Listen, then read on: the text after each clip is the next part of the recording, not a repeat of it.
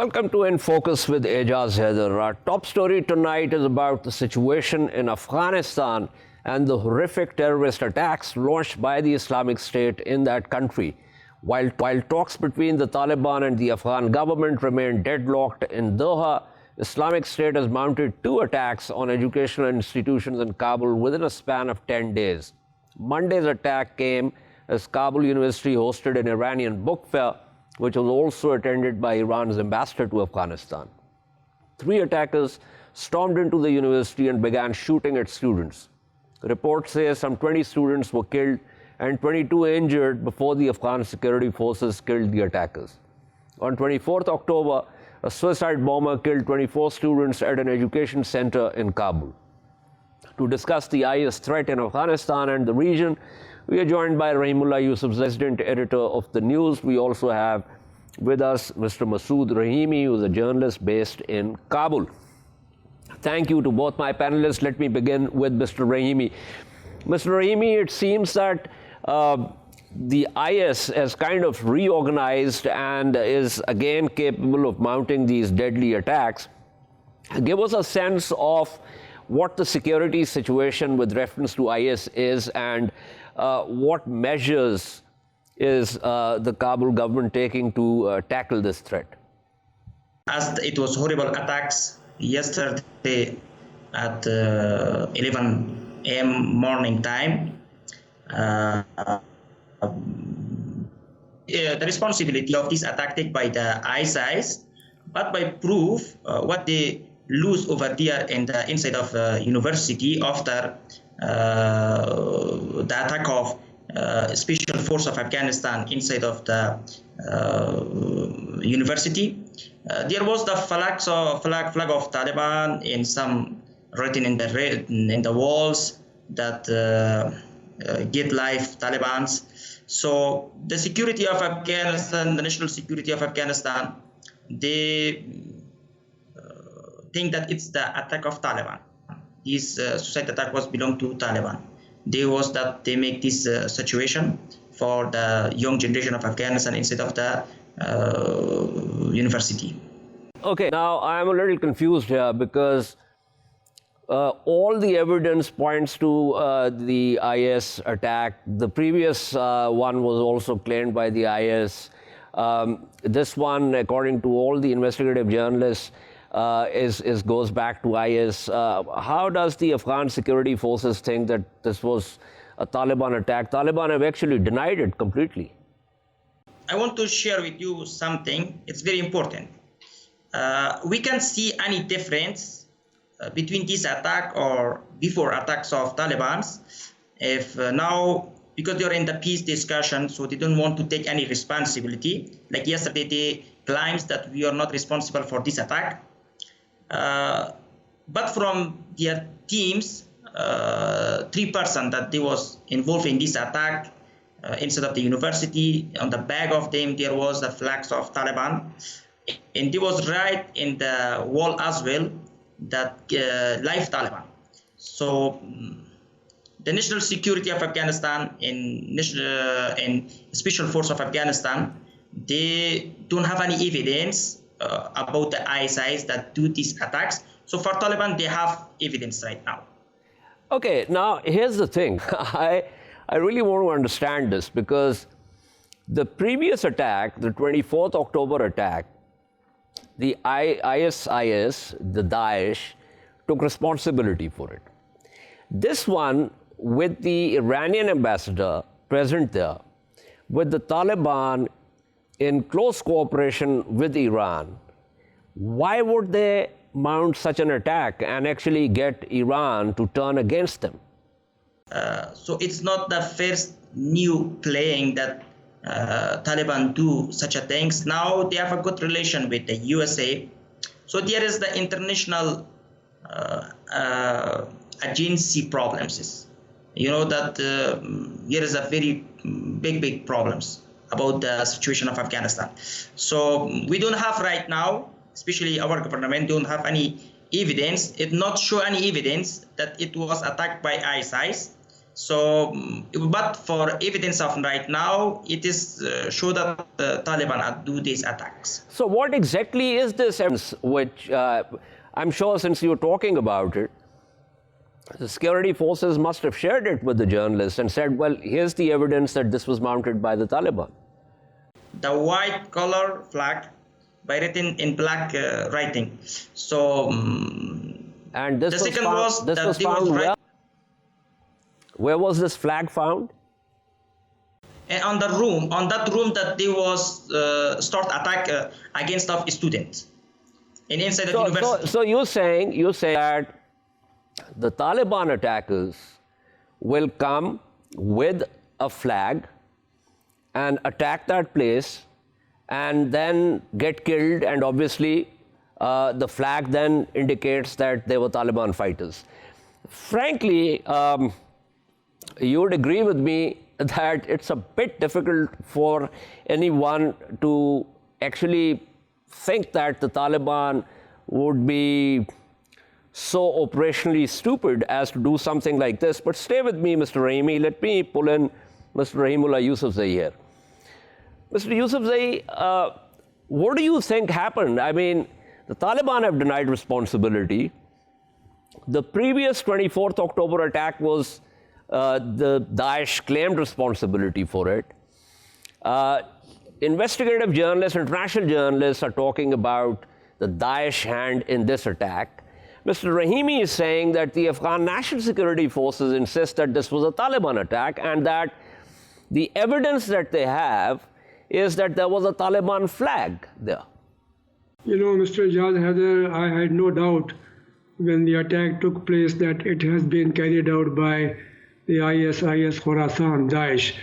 And my argument was, when I was speaking to TV channels after the attack, that, you know, this was an Iranian book fair. 40 Iranian publishers were displaying the books they have published at Kabul University. The Iranian ambassador Bahadur Aminian was coming. So were some other Iranian diplomats and Afghan officials. So this, you know, who has been criticizing and fighting, you know, the Shias, the Iranians? This is Daesh. You know, they have been doing it. They have been attacking, you know, the Hazara community in Afghanistan, in different places, in Herat, Kabul, Bamiyan, and in Ghazni. They have been claiming responsibility. You know, as you said, why would the Taliban be so stupid to provide evidence of their involvement, carry their flag and put it on the room or on the wall? I think that's not really understandable. And, you know, apart from denying their involvement, Taliban are saying that, you know, Daesh is being supported by the Afghan government. And earlier, Hamid Karzai and some other Afghan members of parliament were saying that the US is actually behind the Daesh in Afghanistan. And Taliban said that when they fought the Daesh in Nangarhar and Jozjan, they killed many and some were able to escape. And they were actually provided refuge by the Afghan army and they were kept in their guest houses. So we have these different, you know, claims and counterclaims, but I think that we need more evidence about Taliban involvement. The flag, you know, can be put anywhere by anybody. That's not real evidence. Those people, the 3 attackers who have been killed, maybe they are able to find out their background, if they were Taliban or if they were Daesh. So I think we need more proper investigation and evidence. And, you know, Daesh has not yet claimed responsibility for the Kabul University attack. They normally claim attack for most of their, you know, they claim responsibility for most of their attacks. So we have to see, we have to wait. But I think I still have no doubt that this was carried out by Daesh. Right. That's what the evidence suggests. Also the modus operandi. But Mr. Yusufzai, the issue is that if the Afghan National Security Forces think that this was the Taliban that attacked the university, then there is a huge gap in perceptions, and it seems that someone in the security forces or someone on top of the security forces is actually trying to play the role of a spoiler in terms of talks with the Taliban. I don't know, but look at the statements given by the second Vice President Sarwar Danish. After the attack on the educational center in Dasht-e-Barchi in Kabul, he said this was carried out by Taliban, although Daesh had claimed responsibility for the attack. People in the NDS intelligence agency, Amrullah Saleh, the first vice president, they all are actually blaming Taliban. The defense minister, the interior minister, they are saying that Taliban are not interested in peace. They actually are, they've intensified their violence. So we have these claims made by elements in the Afghan government. But we also know that Taliban have got very good relations with Iran. Correct. And as you mentioned also, the US has accused Iran of supporting Taliban. Some Afghan officials, especially in western Afghanistan and Herat particularly, have also blamed Iran for supporting and training and supplying the Taliban. So, why would then Taliban, damage their relations with Iran?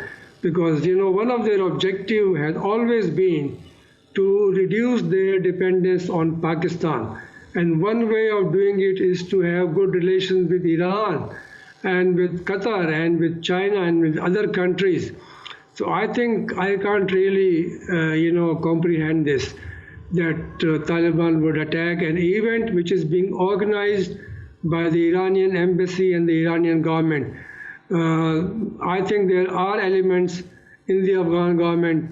There are maybe elements also, say, among Taliban, the hawkish elements, who actually, believe that, maybe they can still achieve a military victory.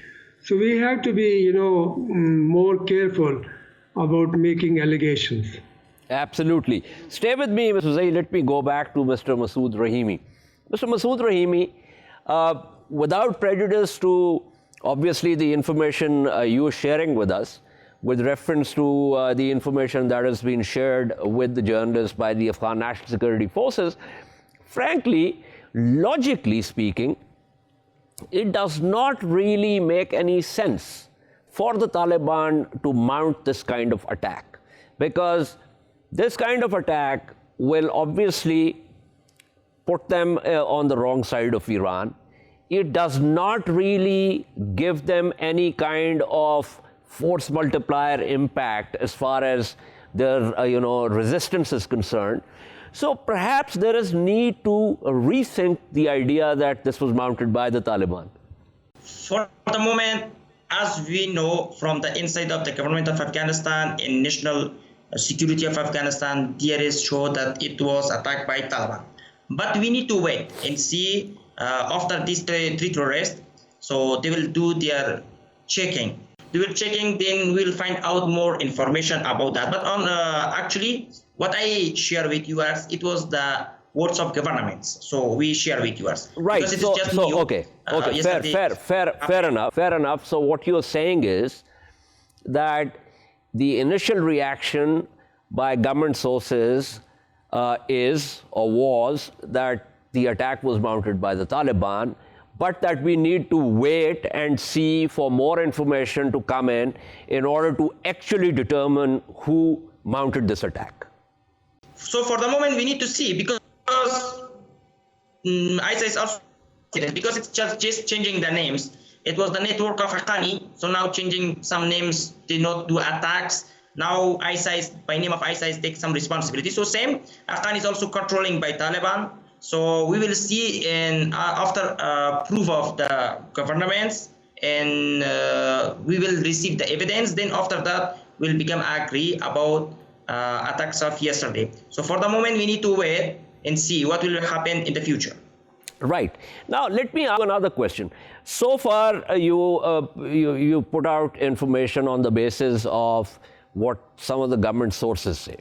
Now, but as a journalist who has been watching, observing what happens in Afghanistan for a fairly long time, give me your sense of who might have done this, and whether you personally agree with statements by certain government officials that this was mounted by the Taliban. Actually, we can say this, that we not have activity of ISIS in Afghanistan, but it needs very time to have evidence about this activity of the ISIS in Afghanistan. For the moment, ISIS is not that much powerful, that without cooperation or without relation with network of Haqqani, that it's very dangerous network, or without Taliban, because they have a lot of experience about war of Afghanistan, they do this kind of activity against of any places. I agree that Iran or many our neighbors have connection with the Taliban. So Taliban is also not one part; they are a different part. They are supporting from different countries. So maybe a few of them belong to Iranian. So all is not belong to Iranian. There is also a lot of problem between the Taliban leaders as well. Nowadays, before also they have their problems. So the idea, because we are agree that Taliban is not interested anymore for peace.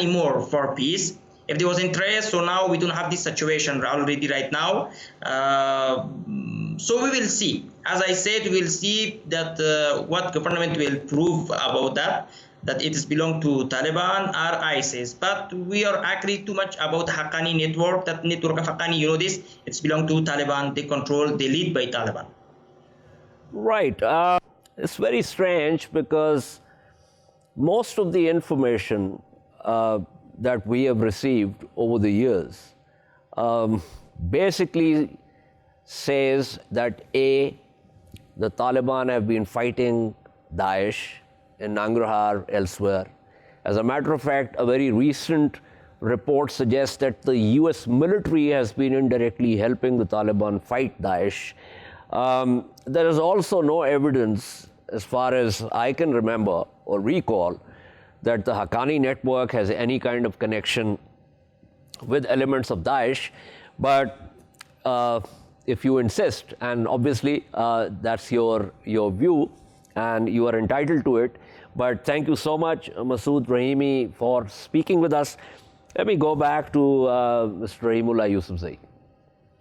Mr. Rahimullah Yusufzai, it seems to me that there is a sense, right or wrong, within Kabul, whether it's among the government officials, whether it's among some political activists or writers or journalists or people who want to look at Afghanistan in a different light from the way the Taliban look at it, that there is a sense that this is not going to work, and that they either believe or perceive that every atrocity that happens in Afghanistan, the Taliban are behind that.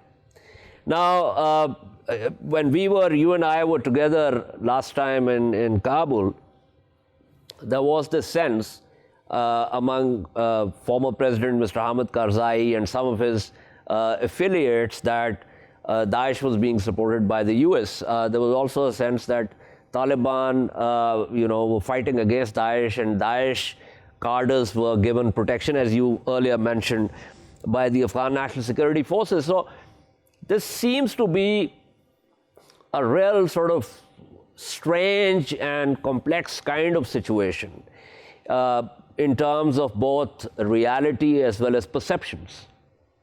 We have to find out, this is the most important question, as who is supporting Daesh? Because we had this feeling that Daesh has become weak. It has named about 7 to 8 of its leaders, the amirs, starting from Hafiz Saeed Khan Aurangzai, a former TTP commander for Aurangzai district here in Khyber Pakhtunkhwa in Pakistan, and he was killed. And then, all others have been killed. For a long time, they did not name their new leader because they knew that he too would be eliminated. Now, Daesh has lost all territories which it controlled in Nangarhar, in Jozjan, in Kunar. They have been on the retreat. They are having difficulty in recruiting. Who is giving them money? How come they're able to launch attacks? This is the biggest question, and there is no answer to that. I think that somebody is behind it. Somebody is supporting it. It could be the US, it could be the Afghan intelligence, it could be India. I think that if IS can launch attacks so often in Kabul and also in other places where there is a Shia population, that shows that, they are being trained, they are being supplied, they are being provided resources. And I think that, Taliban is the strongest group, we know that, but Taliban have been fighting Daesh. They consider Daesh as a threat. They know that, and yesterday's statement by Taliban is very clear. They say that the Afghan government actually is behind Daesh. And now the Afghan government has to clarify this. The Americans have not bothered to clarify the allegations by Hamid Karzai and others. Indians actually also have not replied to these allegations. But I think that this is, something very intriguing. And I thought that Daesh, without any outside help, without support, is not capable of launching these kind of attacks. Right. Rahimullah, Yusufzai, stay with me because by wrap up, I have another question for you also. But I'm joined by Maryam Wardak, who's a political activist, journalist, writer. So let me pull in Maryam before I circle back to you. Maryam, these two atrocities, 24th October suicide bombing outside an educational institution, and now this Monday attack where there was an Iranian book fair happening. Looks like straight out of the Daesh playbook. What are your thoughts about it? When the incident occurred, immediately I sent out a message to my network mentioning that this is a possibility that this could be Daesh. And I think that most government representatives shouldn't point fingers to the Afghan Taliban because I feel that we are so quick to point fingers there. The Afghan Taliban are not the only violent threat to Afghanistan. We have 24 active regional and international terrorist groups in Afghanistan. And I feel that, especially with what happened in October, we should have clearly understood, being the target, that it was an Iranian book fair. I believe that it was a no-brainer that it was Daesh. Right. I was talking to a journalist from Kabul who said that the Afghan National Security Forces sources say that this attack was mounted by the Taliban. So I asked him, I said, look, the Taliban are very close to Iran. This was specifically an Iranian book fair, and the Iranian ambassador was supposed to be there. Why would the Taliban do something like this in order to get on the wrong side of Iran? But he insisted that the sources are saying this, although he later said that this is the original assessment and we have to wait and see. But my question to you is that if there is such a difference in perception, then it's going to be a very difficult sort of phase. Already the talks between Taliban and the Kabul government are deadlocked. But it now seems that some people in Kabul have decided that these talks are not going anywhere and the Taliban just don't want peace. So therefore, there's no need to create a situation where some kind of positivity can emerge. Well, I mean, if you look at Vice President Amrullah Saleh's tweet, immediately he pointed towards the Taliban, and that's the highest level of government official. And of course, others are to follow. I think that the Afghan National Defense Security Forces are fighting in 24 provinces. And that is very scary to not only the Afghan people, but I believe it terrifies the Afghan government that these are individuals that we are sitting across the table with, and they are not committing to a permanent ceasefire. The Afghan Taliban have their faults. They're not angels. They've committed many atrocities, especially to innocent lives. But the matter on hand that we're looking at is that this threat currently that is targeting educational institutions to damage and disable Afghanistan's future is ISIS. And we need to actually at this moment start holding government officials responsible, such as the head of the National Defense Directorates of Security, the NDS, who's the intelligence head, that how is a Kabul University that is in the heart of our city, 3 gunmen could attack and then there be fighting for several hours. The young students that have died and the images that are being shared around on social media and in the media in Afghanistan is now terrifying Afghan parents to not allow their students to their children to leave their house. Yeah. So we are really going back into the stage of right after the Mujahideen, the civil war had ended and the Taliban had taken over, where Afghan parents just made sure that their children were home. The fear is spreading very quickly, and it doesn't only, you can't give the credit only to the Afghan Taliban. There are 25 other active terrorist groups, and the information that is relayed to the public is always delayed.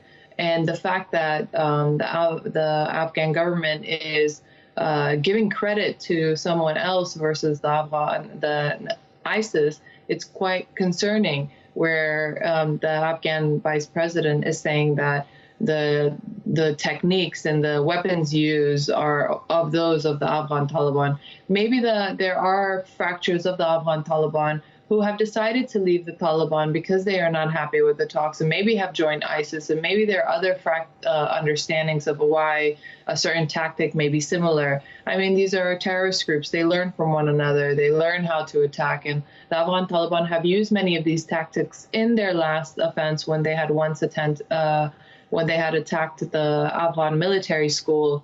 I believe it was called, it was named after the former vice president. So there are similarities, but we should give credit to these insurgent groups from learning from one another. But when someone takes claim, then I think that we should really not focus on another group. And there we are at a stalemate with talks, but that doesn't mean that we continue to attack one another. I believe that both sides are acting immature, and who are the people that are losing the most? It's the Afghan people. It's the Afghan civilians, Afghan people. Absolutely. I completely agree with you, Maryam Wardak. Thank you so much for speaking with us. Let me, as I said, quickly go back to Mr. Rahimullah Yusufzai before I wrap up.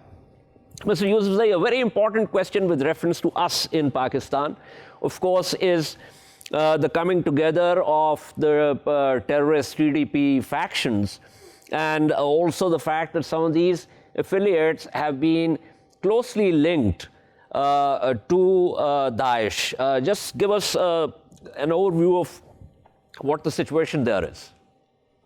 Yes, before I answer your question, let me also add that whenever elements in the Afghan government blame the Afghan Taliban for attacks, they also indirectly blame Pakistan. Correct. Because they say Pakistan is actually hosting or supporting the Taliban. So we have to keep that in mind. This is also directed against Pakistan. Secondly, the TTP factions, as you mentioned, they have reunited. So who brought them together? How come after having,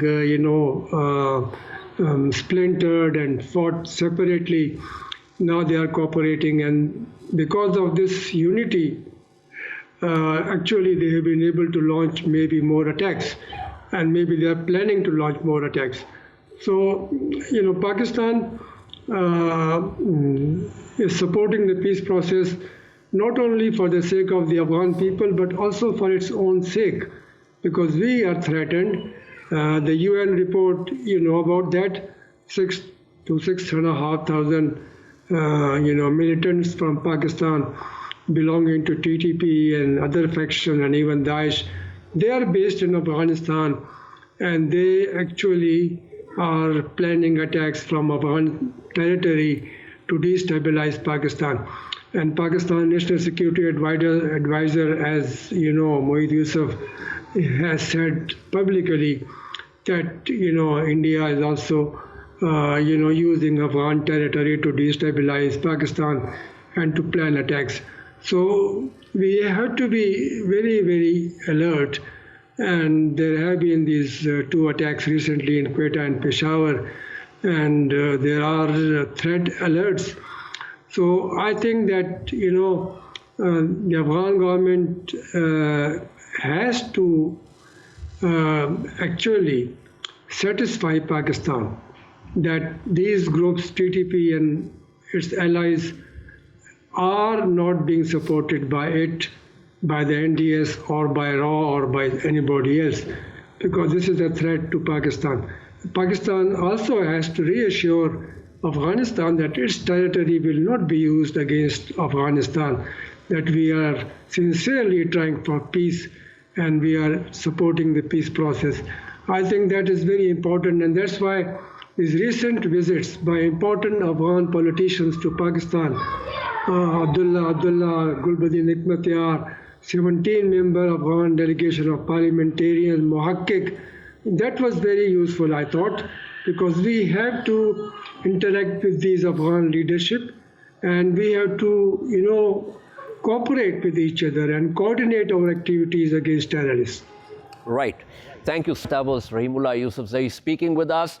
One important thing that this could be setting a stage for attacks on educational institutions in Pakistan.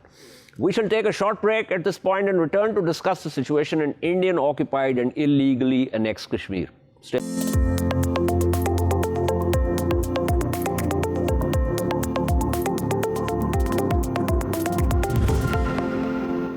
Welcome back to In Focus. Our second story tonight focuses on the situation in Indian-occupied and illegally annexed Kashmir. On Monday, Indian occupation forces martyred Saifullah Mir, a Kashmiri freedom fighter from Pulwama. Mir had taken over the command of Hizbul Mujahideen, a group fighting Indian occupation of Jammu and Kashmir, from Riaz Neku after Neku was martyred earlier this year. By the numbers given by an officer of the occupation police himself, 200 resistance fighters have been martyred in the valley and the Jammu region. Let's put this in perspective. Despite India's illegal annexation of J&K and saturating the area with nearly 500,000 troops, Kashmiri resistance continues.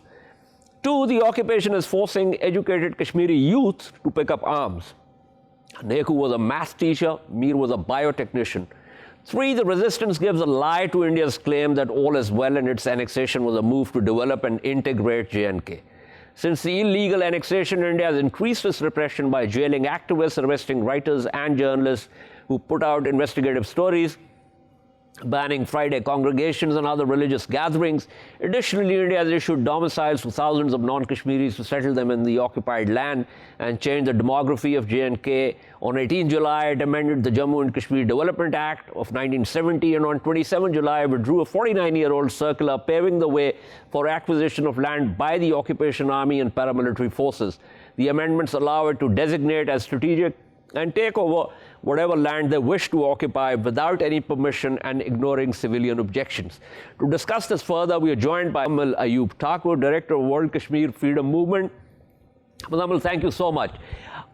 You have the floor, frankly, because I have already said what I needed to say in the opening, and I want you to give us a sense, and for the viewers, to look at the Kashmir situation and the basic salient features of what's happening there. The armed resistance is never going to stop. You cannot crush a movement or a revolution against occupation. We've seen this time and again historically. And any colonial power that is trying to expand its territory through illegal means by force and by using rape as a weapon of war, enforced disappearances, draconian laws and such not. There is obviously going to be a natural reaction by the people, and that reaction, we have to remember that this word is important, reaction. It is not an action. It is not something that we preempt. It is the natural reaction to the aggressions and the Indian forces that maintain an illegal occupation in Kashmir and flout United Nations resolutions. They flout the Geneva Convention. They flout international law and humanitarian law. It is bound to have some kind of reaction from the people. We've tried the peaceful protests. We tried through democratic processes as well, through the elections, which were naturally rigged. And there are proofs of the rigging of the elections. We've even tried cyber warfare as well. In terms of, when I mean warfare, I mean from our side, the warfare is only by digital activism. We've tried going to Times Square and Leicester Square in London and New York to put big banners. We've done the digital boards. We've done so much peacefully that there is bound to be a natural progression from people when they see that our efforts are not being seen by the rest of the world. So therefore, it is bound to have people that have been pushed to the wall. When their backs are against the wall, they will eventually take up armed resistance to resist the occupiers' forces. Now, we still need to understand that when armed resistance and there are uprisings, I mean, it happens every couple of years that you have more people joining the armed resistance ranks, and these are indigenous young boys inside the Kashmir Valley that take up armed resistance. And there is a reason for this. We've seen through Burhan Wani, Riaz Neku, Manan Wani, and now Dr. Saifullah as well, of what their circumstances were, what pushed them to take up the weapons against illegal Indian occupation. And those reasons are clear. They have seen rape, they have seen torture, they have seen beatings, they have seen pellets, they have seen murder, they have seen enforced disappearances. When you see these kinds of human rights violations to the extent of war crimes, crimes against humanity, ethnic cleansing, genocide, and now we're seeing demographic change. And these are all purported, these policies are formed by the BJP, backed by the RSS. And as we know, as it has been clear over the years that the BJP has been in power, that they have an expansionist program, a Hindutva ideology, to expand their nation, this Akhand Bharat ideology, to absorb the former so-called Hindustan, Bangladesh, Nepal, Pakistan. I mean, so you understand their ideology. And for the indigenous people, not only is it a threat to their own identities as Kashmiris, but it is also a threat to their identity as Muslims. So naturally, there is going to be a pushback. Right. One final question. I'm very clear, frankly, that time for being apologetic with reference to armed resistance is over. Would you agree with that?